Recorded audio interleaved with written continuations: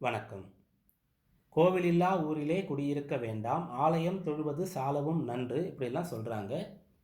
அனுதினமும் ஆலய வழிபாட்டை செய்ய வேண்டியது நம்முடைய கடமை. நாளுக்கு 2 முறையாவது நாம் இருக்கக்கூடிய பகுதியில் இருக்கக்கூடிய ஆலயத்திற்கு கட்டாயம் சென்று வர வேண்டும். காலை வீட்டிலே விளக்கேற்றி கோவில் தரிசனம் செய்து வர வேண்டும். மாலை வீட்டிலே விளக்கேற்றி கோவில் தரிசனம் செய்து வர வேண்டும் என்று சொல்கிறார்கள். அந்த காலத்துல கடைபிடிக்கப்பட்டது என்கிறார்கள். இதை இந்த காலத்துல செய்ய முடியுமா?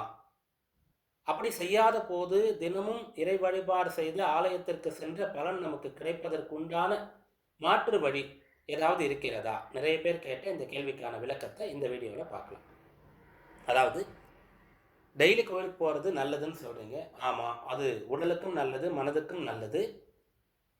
அது நம்முடைய பாவங்களை தோஷங்களை போக்கக்கூடியது, புண்ணியத்தை தரக்கூடியது. அது மட்டும் இல்லாமல் கோயிலுக்கு போனால் நல்ல ஒரு அதிர்வலை, அங்கே பாசிட்டிவ் எனர்ஜி இருக்கிறது, நல்ல வைப்ரேஷன் நமக்கே தெரியுது, நமக்கு பலன் கிடைக்குது.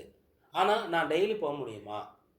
என்னுடைய இப்போ இருக்கக்கூடிய அவசர யுகத்தில் படிப்பை, வேலையை, தொழிலை பார்த்து கொண்டு போக முடியுமா? அப்போ டெய்லி போகலன்னு சொன்னால் குறிப்பிட்ட நாளில் மட்டும் போனால் போருமா அப்படின்னு இங்கே இருக்கிறவங்க கேட்குறாங்க. இதை தாண்டி வெளிநாடுகளில் வசித்து இங்கே வருடத்திற்கு ஒரு முறையோ 2 வருடத்திற்கு ஒரு முறையோ வரக்கூடியவர்கள், இது போல் எனக்கு நம்மூர் கோயிலுக்கெல்லாம் போகணுன்றது ஆசை தான், போகணுன்றது நம்முடைய கடமைன்னு சொல்லப்படுது, ஆனால் போக முடியலையே, அதுக்கு நான் என்ன பண்ணணும்னு கேட்குறாங்க. அதுக்கு ரொம்ப சிம்பிளாக, ரொம்ப ஷார்ட்டாக ஒரு வழிமுறை இருக்கிறது. பெரியவர்கள் சொன்னது தான், அதை நான் சொல்கிறேன். இதை நீங்கள் செய்யுங்க. அப்போ உங்களுக்கு கோயிலுக்கு போகணுன்ற எண்ணம் இருந்து போக முடியலையே அப்படின்ற ஒரு ஆதங்கம் இல்லாமல் இருக்கும். ஆனால் இந்த விஷயத்தை போக முடியக்கூடியவர்கள் இதை செஞ்சுட்டு நான் டெய்லி கோயிலுக்கு போட்ட பலன் இதிலே கிடச்சிடும் அப்படின்னு விட்டுட்டாதீங்க. அதனால தான் நிறைய விஷயங்களை பொதுப்படுத்தலை, அதாவது ஒரு பகிரங்கமாக திறந்த புத்தகம் போல நிறைய விஷயங்களில் நம்முடைய முன்னோர்கள் சொல்லாததுக்கு காரணம் என்னன்னு சொன்னால், இப்படி ஒரு விஷயம் இருக்குன்னு சொன்னால் எல்லாரும் அதை சாய்ஸாக எடுத்துகிட்டு அதோடு நிறுத்திடுவாங்க. அப்போது முடிகிறவங்க கூட ஒரு விஷயத்தை தொடர்ந்து செய்ய முடியாமல் போயிடுவாங்க நாளடைவில் அப்படின்றதுக்காக தான் சொல்லலை. ஆனால் இப்போ தேவைப்படுது. ஏன்னா நிறைய பேருக்கு இப்போது வீட்டில் தங்க முடியாமல் விடுதிகளில் போய் தங்கக்கூடிய நிலை இருக்கிறது. படிக்கும்போதும் சரி, வேலை செய்யும் போதும் சரி, ஒர்க்கிங் விமன்ஸ் ஹாஸ்டல் அப்படின்ட்டுலாம் கூட இப்போ இருக்குது. அதுபோல் ஆண்களும் கூட வெளியில் தங்கி வேலை பண்ணுறாங்க. நிறைய பேர் வெளிநாட்டில் போய் தங்கி வேலை பண்ணுறாங்க. அதுபோல் நிறைய பேர் ஊர் மாறி வேறு இடத்துல தங்கி இருக்காங்க. அதுபோல் வேலையும் செஞ்சுட்டு படிச்சுட்டும் இருக்காங்க. இவங்களெல்லாம் டெய்லி கோவிலுக்கு போக முடியாது. அப்படிப்பட்டவர்கள் என்ன செய்யலாம்? வெளிநாட்டில் இருக்கவங்க என்ன செய்யலாம்? டெய்லி கோவிலுக்கு போன பலன் கிடைக்கணும், ஆனால் டெய்லி போக முடியல, ஏதோ ஒரு நாள் போனாலும் கூட அந்த பலன் கிடைச்சிடணும். அதுக்கு என்ன வழின்னு சொன்னால், நீங்கள் முருகப்பெருமானை வழிபட்டா இந்த ஒரு விஷயம் உங்களுக்கு நடந்துடும். அதாவது நீங்கள் ஒரு நாள் முருகனை வழிபட்டாலும் ஓராண்டு முழுக்க வழிபட்டதற்குண்டான பலன் கிடைச்சிடும். இது எப்படி சுவாமி அப்படி சொல்லி இந்த விஷயத்தை சொல்லும்போது நிறைய பேருக்கு ஒரு சர்ப்ரைசிங்காக இருந்தது, ஷாக் ஆனாங்க, ஆச்சரியப்பட்டாங்க. என்ன அப்படின்னா, முருகப்பெருமான சண்முகராக இருக்கக்கூடிய கோலத்தில் சென்று நீங்கள் வழிபட்டுட்டு வரணும். அதாவது 6 முகனாக இருக்கார் இல்லையா, அப்படிப்பட்ட 6 முகனை நீங்கள் வழிபட்டுட்டு வரணும். அப்படி வழிபட்டால் நீங்கள் ஒரு ஆண்டு முழுக்க அவரை தினந்தோறும் வழிபட்டதற்குண்டான பலன் கிடைச்சிடணும். அப்படி நீங்கள் வேண்டிக்கணும், முருகா இன்னைக்கு நான் வழிபடுறேன், நான் வெளிநாட்டுக்கு போக போகிறேன், டெய்லி உன்னை தரிசித்த பலனை எனக்கு கொடுத்துரு, டெய்லி நான் உன்னை ஒரு முறை என்னுடைய வீட்டிலிருந்தே, என்னுடைய பள்ளியிலிருந்தே, கல்லூரியிலிருந்தே, அலுவலகத்திலிருந்தே, வியாபார ஸ்தலத்திலிருந்தே உன்னை நினச்சிக்கிறேன். காலையில் எழுந்தவொன்னே நினைக்கிறேன், நைட்டு படுக்கும்போது நினைக்கிறேன், நேரம் கிடைக்கும்போது நினைக்கிறேன், ஆனால் கோயிலுக்கு தரிசித்த ஒரு பலனை எனக்கு நீ அருளணும் அப்படின்னு சொல்லி வேண்டிக்கிட்டு வந்துடலாம். அதுபோல் நம்ம ஊரில் இருக்கக்கூடியவங்க கூட இதே போல் வாரத்துக்கு ஒரு முறை வழிபடுறேன், அல்லது மாதத்துக்கு ஒரு முறை விசேஷ நாளில் வழிபடுறேன், எப்போ விடுப்பு இருக்கோ அப்போ வழிபடுறேன், ஆனால் டெய்லி வழிபட்ட பலனை கொடுத்துருன்னு வேண்டிக்கலாம். அது எப்படி சண்முகரை வழிபட்டு 6 முகனை வழிபட்டால் எப்படி நமக்கு அந்த பலன் கிடைச்சிடும் அப்படின்னு சொன்னால், முருகப்பெருமான் 6 முகத்தை கொண்டிருக்கிறாரு, 12 கைகளை கொண்டிருக்கார்.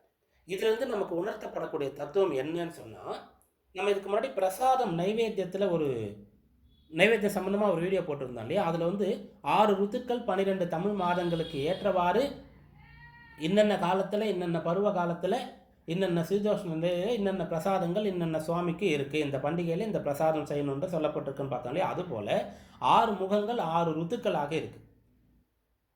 12 கைகள் 12 தமிழ் மாதங்களாக இருக்கிறது. அப்போது சண்முகரை நம்ம வழிபடும் போது 12 தமிழ் மாதங்களாக இருக்கக்கூடிய அந்த 12 கைகளை வழிபட்டுடணும்.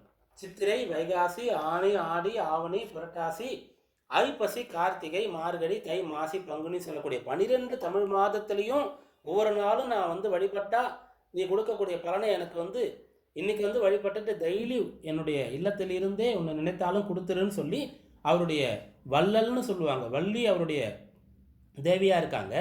அப்போது வள்ளல்னு இவரை சொல்லலாம். அப்போ 12 கைகளாலும் அவர் வந்து வாரி வழங்குறார், கொடுக்குறார் அப்படின்றது ஒரு அர்த்தம் இருக்கிறது போல் 12 மாதத்துலேயும் வந்து வழிபட்ட பலனை ஒவ்வொரு நாள்லேயும் 12 மாதத்துலேயும் ஒவ்வொரு நாள்லேயும் வந்து வழிபட்ட பலனை அவர் கொடுத்துருவார்னு 12 கைகளை பார்க்கணும். அதுபோல் 6 முகங்கள், 6 ருத்துக்கள், சித்திரை வைகாசி வசந்த ருது, ஆனி ஆடி கிரீஷ்ம ருது, ஆவணி புரட்டாசி வருஷ ருது, ஐப்பசி கார்த்திகை சரத் ருது,